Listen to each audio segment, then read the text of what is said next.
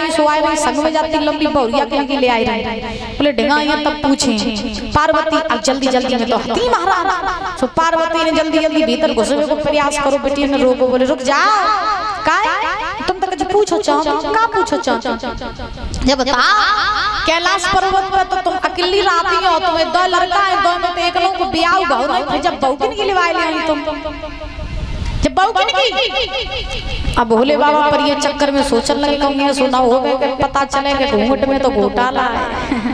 हाँ अब भोले बाबा दो कदम पीछे बढ़िए। पार्वती बोली तुम्हें नहीं मालूम जब बहु की लड़की बोली हम कहा जाने आई तुम्हारे संग तो तुम्हें पता हो।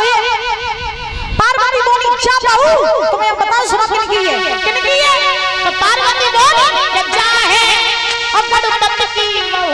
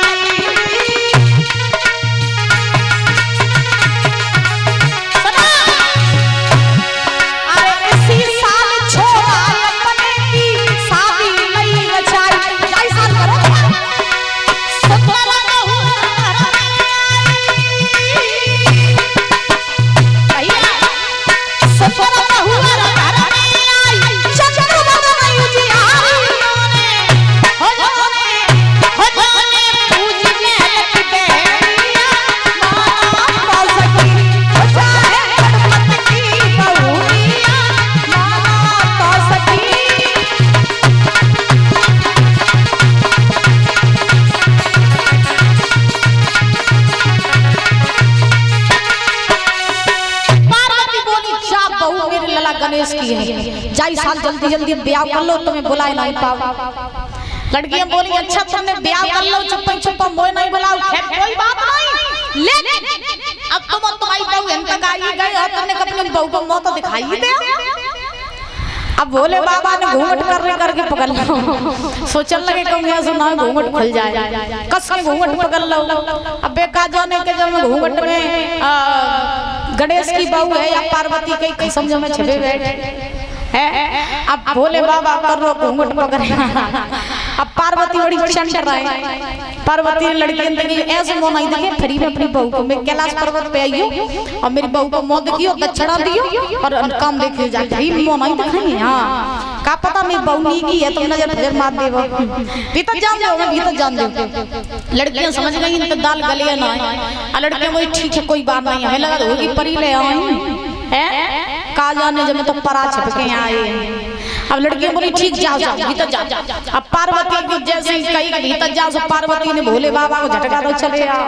बड़ी शौक थी नारी बनी चले तो खिया चल भाई पीछे पीछे महाराज। अब चलते चलते महाराज बीच में पहुंची है। जैसे ही पहुंचे हैं तो महाराज पार्वती तो घूंघट खोले रहे। सुबह तो महाराज देखने लगी भोले बाबा लल्लो घूंघट मारे रहे। सुबह महाराज देख ही नहीं पाए रहे ने घूंघट का सुन की दाढ़ी चमकन लगा। सो पार्वती का दे काय नाक कटाए नीचे कर ले नीचे कर दुखिया फिर नीचे कर ले ने कुछ का घूंघट दाढ़ी फिर चमकन लगा है। बहुत दिन देर तक ऐसा होता रहा नजारा है ना सुंदर कन्हैया गोपी संग महाराज कर रहे। अब भोले बाबा सोचने लगे जब घूंघट के पीछे रही तो सब आनंद निकल जाए तो हम महाराज नहीं देख पाएंगे उन पर नहीं रहोगे। सो उनने महाराज घूंघट उतारो फेंक दो साड़ी उतार के फेंक गई हाथ में डमरू लाओ और बीच महाराज में कूदिए हुआ क्या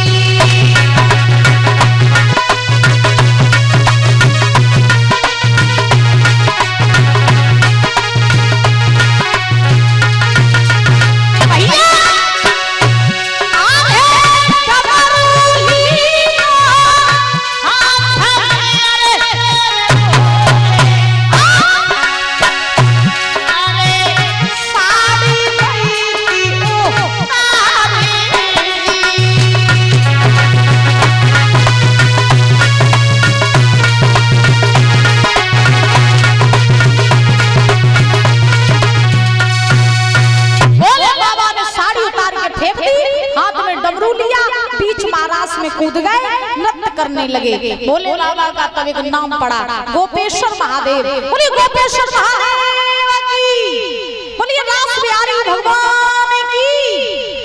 ऐसे भोले बाबा ने भी वहां नृत्य किया। महाराज लगातार 6 महीने तक चला।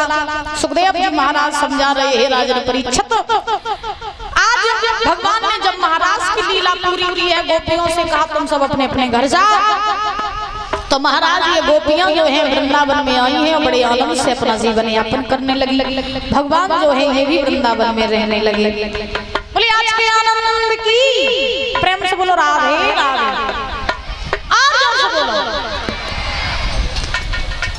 कछु लोगन के तो मौत निकलता ही नहीं राधे राधे, ऐसा लगा राधे राधे बोलवे में टैक्स लग रहा हो गए हैं। बोल ले हो जो मौका रोज रोज नहीं मिलते मैया। अम्मा तुमने बोली थी राधे राधे?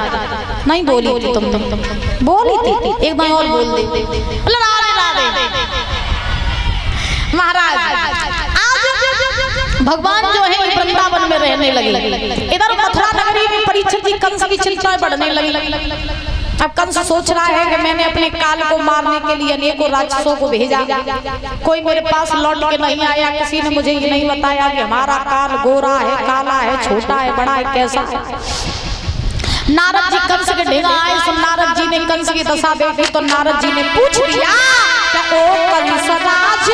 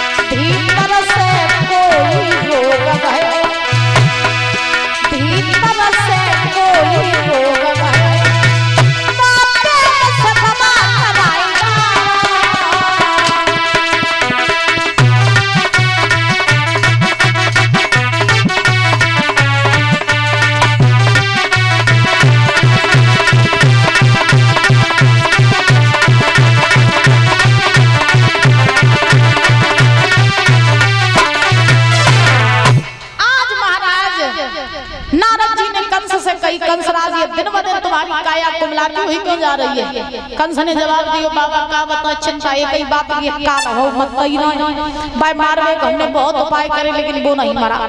नारद जी ने कही ऐसा करो तुम अपने यहाँ एक यज्ञ रचवाओ और कृष्ण बलराम को तुम मथुरा में बुलाओ और अपने हाथों से तुम कृष्ण बलराम को मार दो। नारद जी जानते थे कि कृष्ण बलराम के आए की देरी है मगर कंस के मरवे की देरी नहीं है।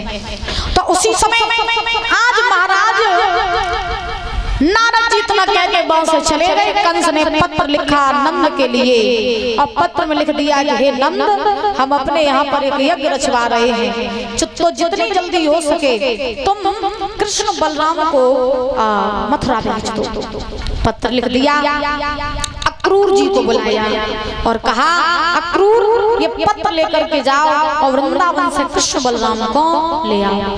अक्रूर समझ गए विनाश काले विपरीत बुद्धि, जब विनाश का समय आता तो बुद्धि खराब हो जाती है। परीक्षित जी महाराज अक्रूर समझ गए कि कृष्ण बलराम के आने की देरी है मगर कंस तेरे मरवे की देरी नहीं है। अक्रूर ने बात कही कंस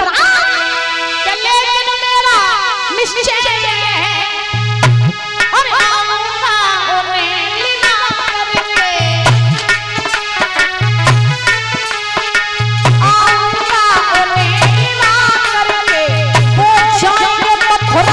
नगरी से अरे ईट से ईट बजा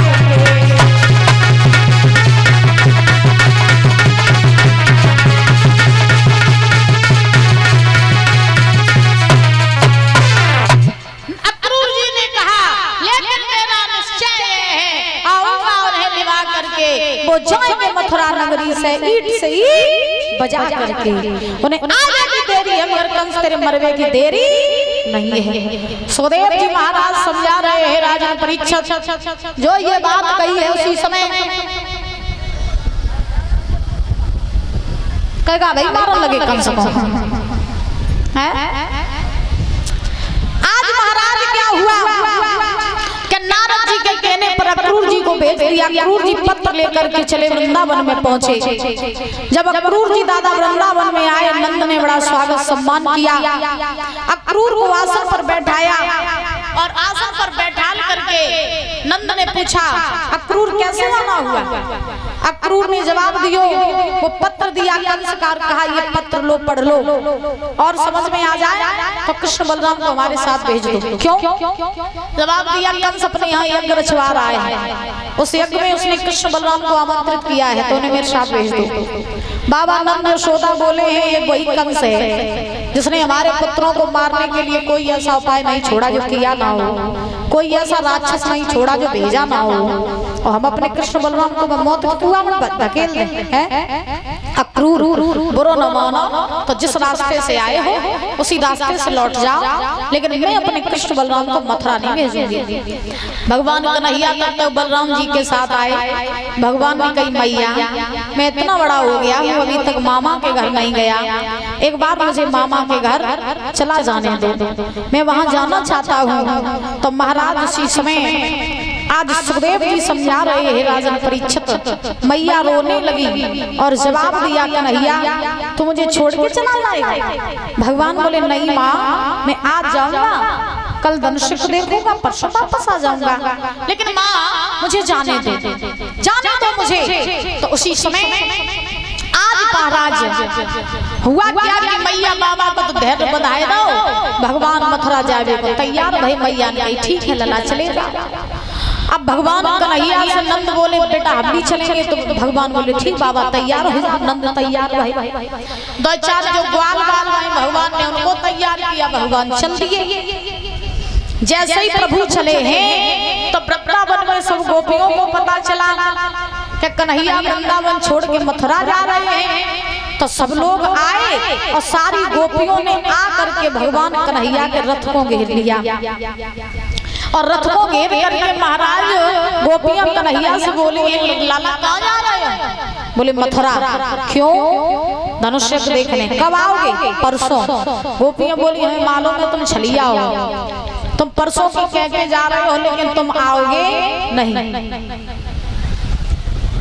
ए भैया अबे तो टाइम है, क्या वहां खड़े हो? बांध रहे, बांध दो।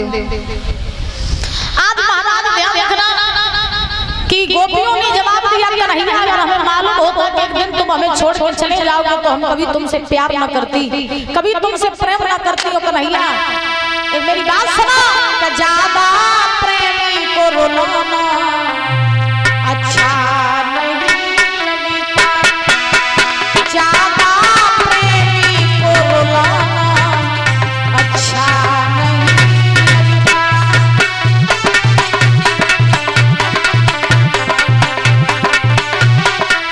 सुनो निकलो के बेवफा जाना नहीं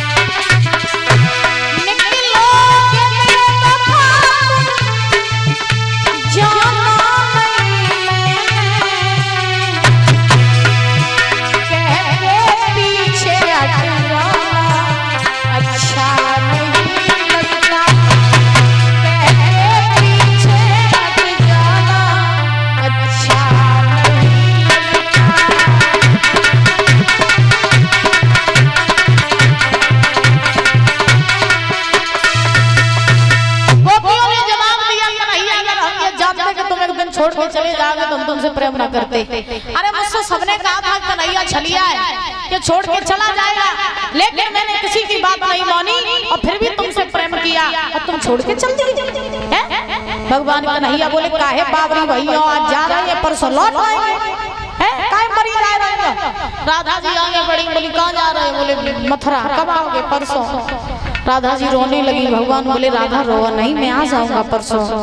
राधा जी बोली है तुम्हारे लिए 2 दिन ये बहुत आसान होंगे, लेकिन कन्हैया हम तो तुम्हारे बिना रात भी तारे गिन गिन के काटती हैं। हम ये सोचती हैं कि कब सवेरा हो और कब हमें तुम्हारे दर्शन करने को मिले, और तुम कह रहे हो तुम परसों आओगे। अरे तुम क्या जानो प्रेम कब रहे, तुम प्रेम कब रहे तब जानते जब तुम प्रेम करते। तुमने तो प्रेम किया ही नहीं, तुम तो छोड़ के चल दिए हैं। प्रेम तो तुम्हें उस दिन प्रेम का प्रेम पता चलेगा।